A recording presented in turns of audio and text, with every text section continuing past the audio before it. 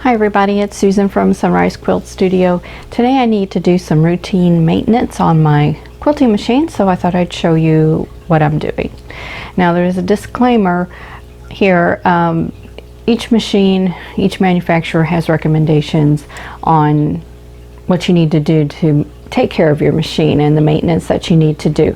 So follow that, but I just want to show you what I'm doing with my machine. Okay, first thing I'm going to do is to dust off the machine. So I have my bristle brush, and I'm just going to start at the top and work my way. So I'm going to start in the back, and I'm just going to dust it off and get down under here. Anywhere that dust collects, I want to get into.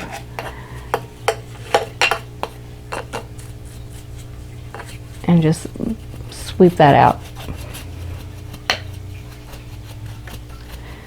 And you know, dust is just a normal part of quilting. It's just kind of, well, it's just like your house. Your house gets dusty when you think you've got it really clean, and by the next day you see dust everywhere. It's just it.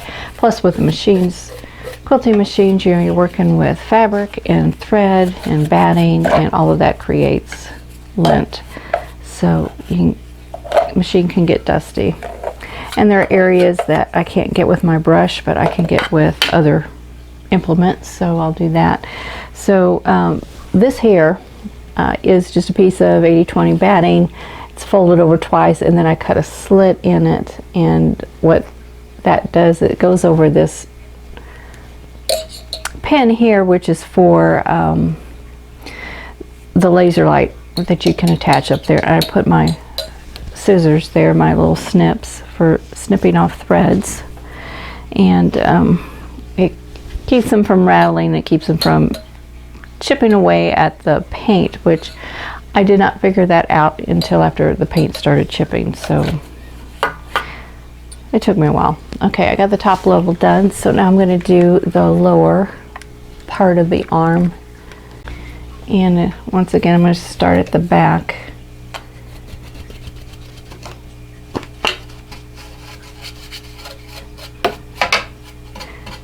And I'm going to do the wheel tracks also. So get in there. Oops. Brush them out, and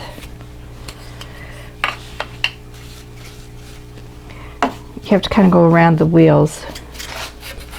And down this area, let me see if I've got where you can see down in here, especially, it gets, you know, where your thread comes through. I'm going to take the bobbin out and just lay that to the side.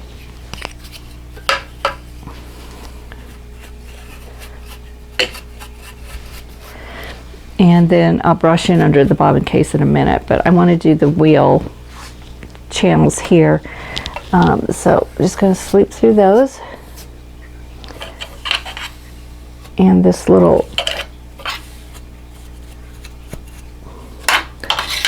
ledge right there. And then anything that falls to the floor, I'll sweep it up. Now if you want to, you know, can lay something over your leaders to prevent lint from collecting on those and getting them dirty. So I'm going to get back behind here with where my channel lock magnets are. I'm going to dust around them, and then I'm going to go around to the back and get this part also. Just move the machine as I need to get where I haven't dusted yet.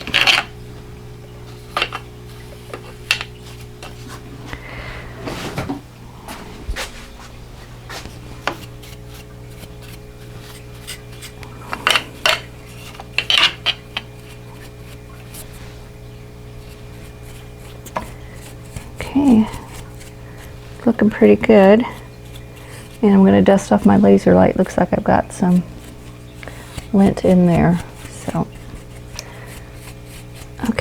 looks pretty good. And I have my table to dust off too, because that lint is going somewhere, and right now it's going on my table. So get that all swept up. Okay.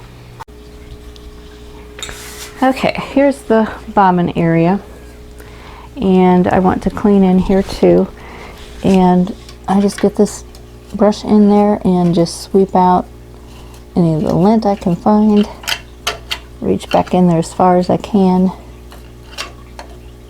If I had a smaller brush it would work better, and I did have one at one point. I seem to have misplaced it, so it's really not too bad. But this is also where I want to use my cotton swabs. I want to grab some of those and reach in there and just make sure I've got as much of the lint as I can get. And right now I'm trying to see around the camera and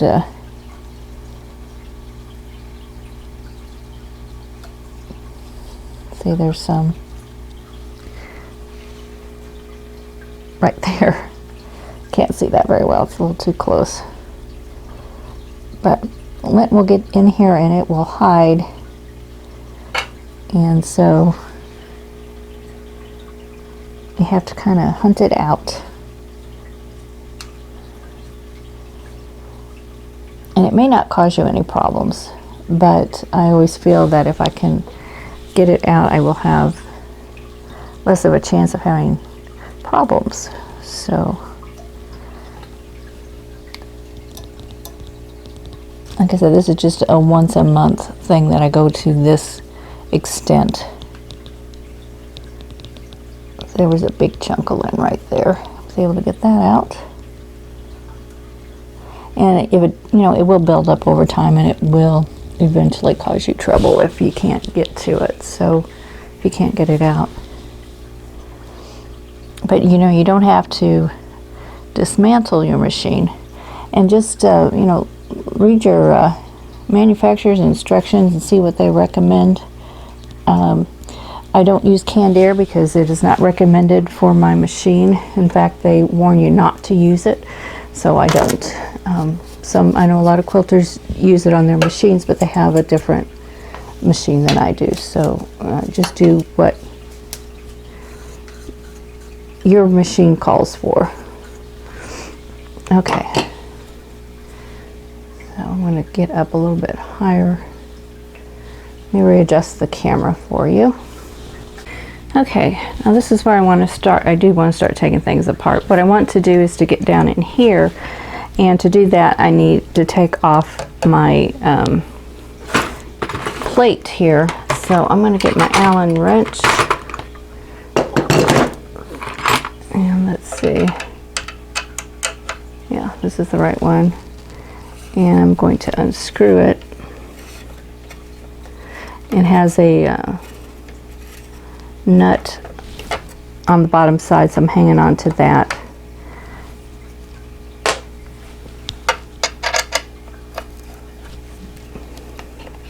And you can, if like, you can just hold it and unscrew it, screw it. I don't have to twist it up here. Okay, so I've got that. I also need to loosen this before I can get that off, actually. So let me, my short screwdriver, and this is a screwdriver that I bought at in the hardware department of a store. I don't remember where it was exactly, if it was home improvement store, if it was a department store, but you know, anywhere you can find tools, you can probably find this. The little short-handled ones aren't that common though, so you may have a little difficulty if you need one. And for some reason my machine did not come with one, so we had to go out and get that.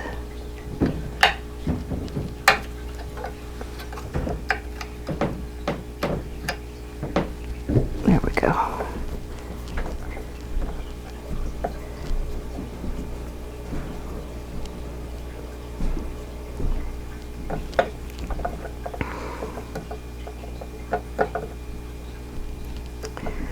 One more to loosen up.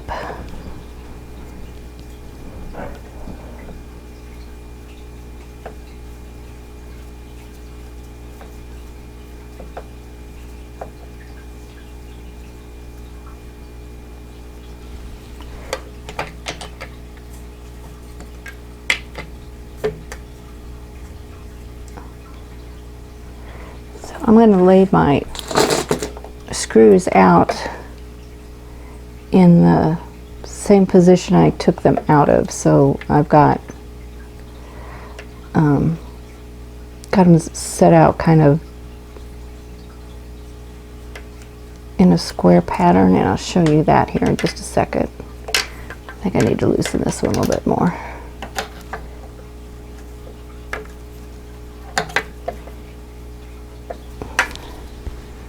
Having trouble grasping it. There we go. Okay. So when I'll show you that when I get done, so I have to readjust the machine. I can remove this and remove this piece. Okay. Now you can see, I believe, how much lint has collected in there. That's why I want to take that out, because when I was brushing under here I can't get to that part, and this is where a lot of lint is. So I keep get this thread out of my way. So I'm just going to brush that out.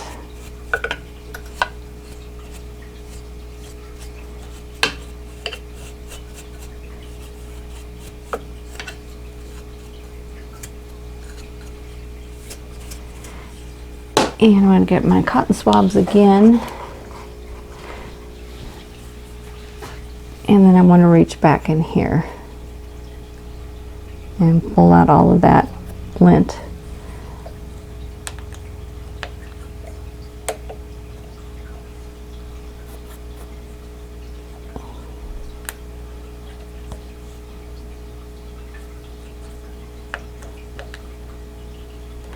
And this won't mess up your timing. You're not damaging anything. You're just getting lint out.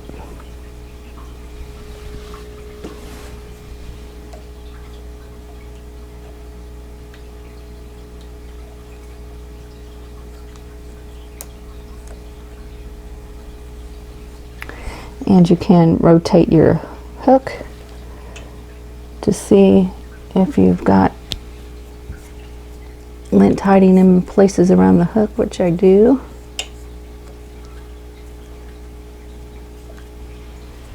And just rotate that, you know, by hand.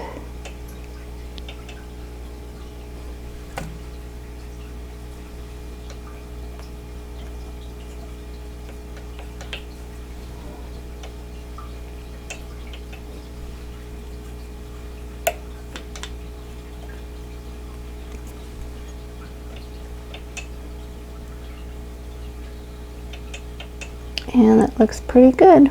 So I think I got that.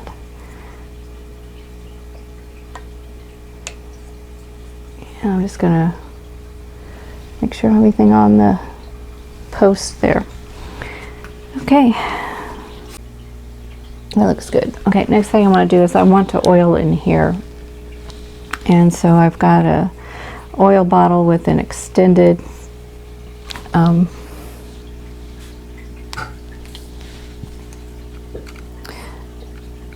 an extended spout, so just take the cap off. And what I want to get to is there is a wick back here that tends to dry out on me, so I like to oil that really well. And the only way to get to it is through here. So I'm going to make sure that's in good shape, and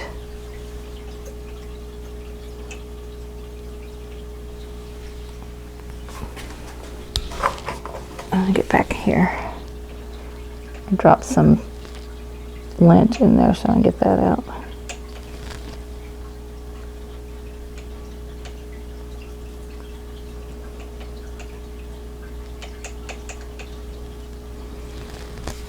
Okay, I'm going to rotate that one more time. And that looks good.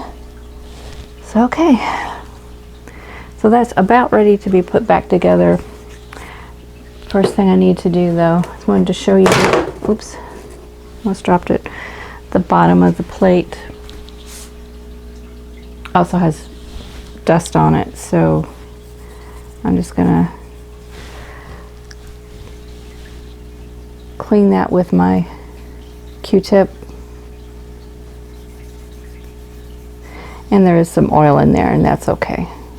Oil isn't gonna hurt it, so. Just want to clean it up really well. And you know, follow your manufacturer's instructions on how to care for your machine, and you'll get years and years of use out of it. My machine is 18 years old, so I've had a lot of years of good use out of it and still have lots more left. So the thing about putting this back together, I just have to line up the screw holes, and I wanted to show you how I had my screws laid out. So let me move the camera again. You can see right there, I just lay them out in the same orientation I took them out of. There's 4 of them. That way I know those screws should not give me any trouble going back in. And then right next to it I have the nuts for the extended base plate. So that's how I do that. Okay, now to put the rest of this back together, it's kind of a juggling act to get everything in. I need to get this in and this at the same time.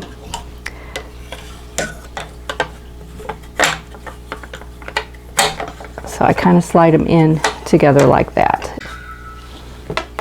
Okay, at this point I've got this loose, and I'm just going to let it sit there. I need to get this in where the needle plate is in the optimum position for the needle. The needle needs to go through that hole, but I don't want it to hit it. So I'm just testing it.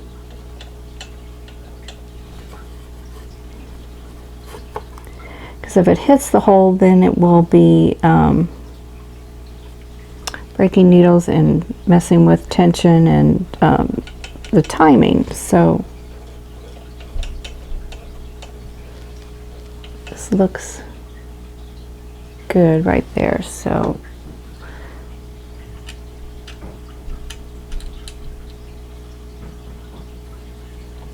I'm just going to hand tighten the little screws.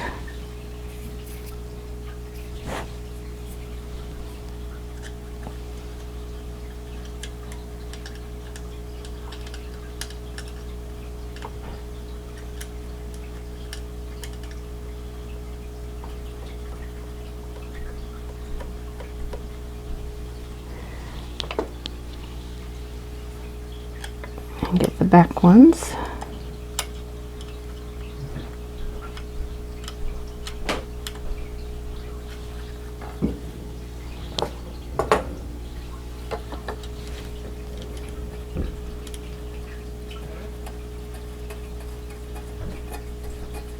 Okay, let me test the needle again.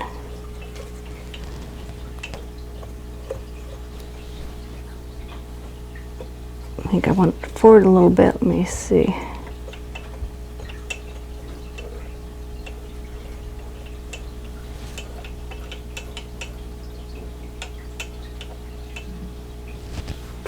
And I'm looking at it from all angles to make sure I'm not hitting it anywhere.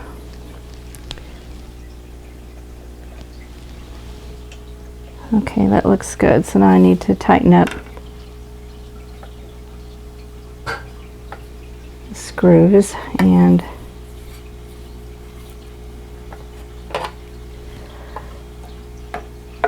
I'm going to tighten up 2 of them in opposite corners from each other.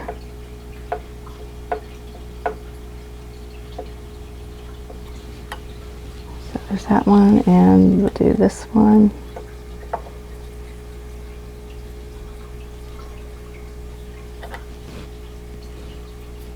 That one had a piece of lint on it.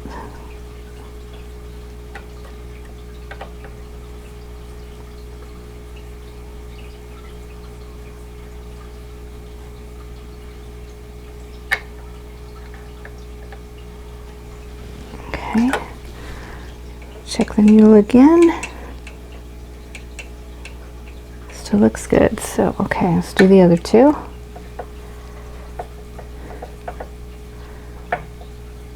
Now, if you have the type of extended base plate that goes on, that snaps on, instead of like this one we have to screw it on, this is a lot easier. And I do have one of those, but mine is warped. That's why I'm using my old one.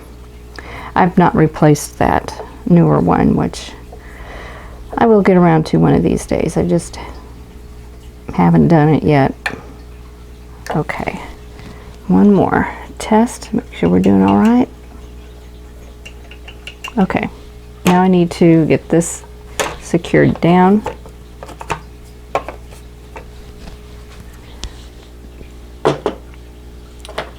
So let's put those screws in.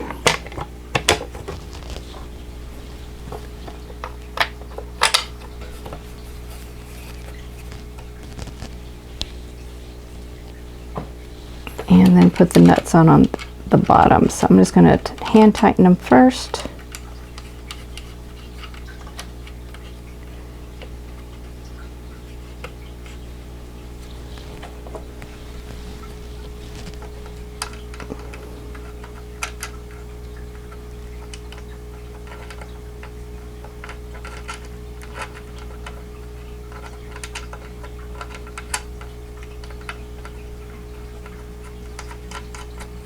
There we go.